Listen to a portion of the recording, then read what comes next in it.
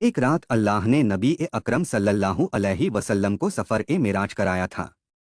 मेराज का हिंदी में मतलब है सीढ़ी या ऊपर चढ़ने का जरिया। सफ़र ए मेराज के दो हिस्से हैं।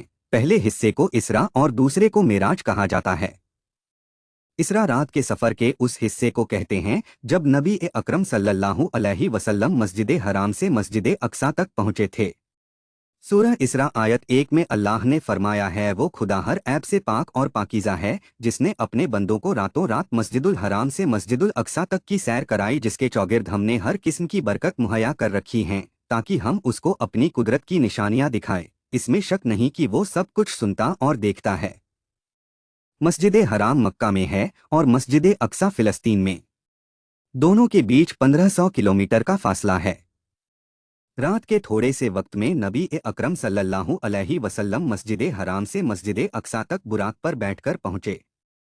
फिर सफ़र ए मेराज शुरू हुआ जिसमें मस्जिद अक्सा से नबी अकरम सल्लल्लाहु अलैहि वसल्लम को आसमानों पर ले जाया गया जिसमें उन्होंने सातों आसमानों का सफ़र किया। आज साइंटिस्ट ऐसे तरीकों के बारे में सोच रहे हैं जिसमें हम एक प्लेनेट से दूसरे प्लेनेट तक मिनटों में पहुंच सके। उन्होंने लॉन्ग डिस्टेंस को कुछ मीटर में कंसाइज करने की थ्योरी दी और ऐसे रास्तों की कल्पना की जिससे इंसान महज कुछ कदम चलकर एक तारे से दूसरे तारे तक पहुंच सकता है। अल्बर्ट आइंस्टीन ने इस सिस्टम को स्पेस टाइम में पुल कहा था और आज साइंटिस्ट इन्हें वोर्महोल कहते हैं। हमारे पास का सबसे नज़दीक तारा प्रॉक्सिमा सेंचुरी है जो सूरज से 4.5 लाइट ईयर दूर स्थित है। वैज्ञानिकों के पास यही सबसे बड़ी पहेली थी कि आखिर इतने लाइट ईयर दूर इन तारों और ग्रहों पर हम कैसे पहुंचे। आपको बता दें कि एक लाइट ईयर उस दूरी को कहते हैं जिसे लाइट एक साल में तय करती है। लाइट की गति एक सेकंड में करीब 3 लाख किलोमीटर के बराबर है। इसमें भी हमें अंतरिक्ष में दूर तक जाने में एक पेंच सामने नजर आता है कि थ्योरी ऑफ रिलेटिविटी के हिसाब से कोई भी चीज़ लाइट की गति से तेज इस यूनिवर्स में नहीं चल सकती है। इस हिसाब से हमें अपने सबसे नज़दीक के तारे पर जाने में भी 4.5 साल लग जाएंगे, तो फिर आकाश गंगा को पार करने के बारे में हम बात ही नहीं कर सकते हैं। इसी कंडीशन का सॉल्यूशन वोर्महोल थ्योरी है, जो एक ऐसा छेद होता है जिसमें घुसकर हम मिनटों में इस इनफाइनाइट स्पेस में कहीं भी आ जा सकते हैं।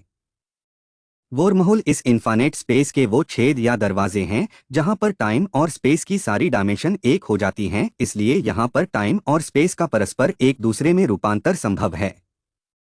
टाइम और स्पेस की डायमेंशन एक हो जाने की वजह से इस इनफाइनाइट स्पेस में जितनी भी डायमेंशन हैं वो सब उस बिंदु में तिरोहित हो जाती हैं। इसी वजह से इस बिंदु में बहुत ज्यादा अट्रैक्शन फोर्स होता है। आसान शब्दों में ये एक सुरंग की तरह ही है। सोचने में ये बहुत अजीब लगता है पर सोचिए क्या ऐसा मुमकिन है। क्या आपको याद है कि फ्रिक्शन लेस रोलर कोस्टर कैसे काम करता है? यानी आप ऊंचाई और धीमी गति से शुरू करते हैं, फिर आप नीचे और तेजी से नीचे जाते हैं, लेकिन जब आप फिर से अपनी पिछली ऊंचाई पर वापस आते हैं तो आप अपनी पिछली धीमी गति पर लौट आते हैं। खैर, वोर्महोल सबसे बेहतर रोलर कोस्टर है जिसकी आप कल्पना कर सकते हैं। वोर्महोल से जाने के लिए ऊर्जा की आवश्यकता नहीं है, यानी आप बस अपने रॉकेट को बंद कर सकते हैं। ग्रेविटी से आपको गति मिलती है और वो आपको अपनी ओर खींचती है और फिर आपको एक ओर से दूसरी ओर धकेल देती है। कुरान सूरह मेराज आयत 3 और 4 अल्लाह की तरफ से जो दर्जों का मालिक है, जिसकी तरफ फरिश्ते और रूहुल अमीन चढ़ते हैं और ये एक दिन में इतनी मुसाफत तय करते हैं जिसका अंदाज़ा 50,000 बरस का होगा। इस वोर्महोल से गुजरने वाली कोई भी चीज़ इसी टाइम एक्सपेंशन को महसूस करेगी। इससे नहीं पता चलता है कि वोर्महोल को पार करने में आपको कितना टाइम लगता है। ये सिर्फ इतना कहता है कि जब आप वोर्महोल से गुजरते हैं तो इसी अनुपात से आपकी उम्र बढ़ती है। अल्लाह फरमाता है कि ये वोर्महोल जन्नत के दरवाजे हैं जो सितारों के बीच की दूरी को पैदल दूरी में बदल देते हैं। कुरान सूरह हिज्र आयत 14 और 15 अल्लाह ने फरमाया, और अगर हम अपनी कुदरत से आसमान का एक दरवाज़ा भी खोल दें और ये लोग दिन दहाड़े उस दरवाजे से आसमान पर चढ़ भी जाएं, तब भी यही कहेंगे कि हो ना हो हमारी आंखें नज़रबंदी से मतवाली कर दी गई हैं, या नहीं तो हम लोगों पर जादू किया गया है। दुनिया भर के साइंटिस्ट इन दरवाज़ों को ढूंढने की कोशिश कर रहे हैं, लेकिन अभी तक इस दुनिया में वोर्महोल का कॉन्सेप्ट सिर्फ एक थ्योरी है। रिसर्च जारी है लेकिन अभी तक कोई कामयाबी नहीं मिली है। कुरान सूरह अल आराफ आयत 40।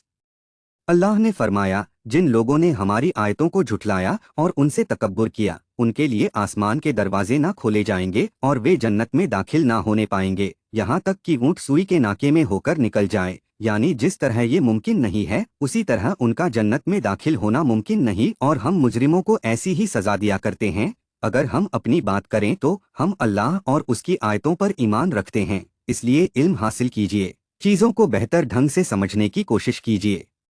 क्या पता अल्लाह आपके लिए जन्नत के दरवाजे खोल दे और दुनिया को पहला फंक्शनल वर्महोल देने का क्रेडिट आपको जाए। याद रखिए, जन्नत के दरवाजे खोलने की दुआ तो हम कई सौ सालों से पढ़ते आ रहे हैं, लेकिन अल्लाह ने आज तक जन्नत का कोई दरवाज़ा खोला नहीं।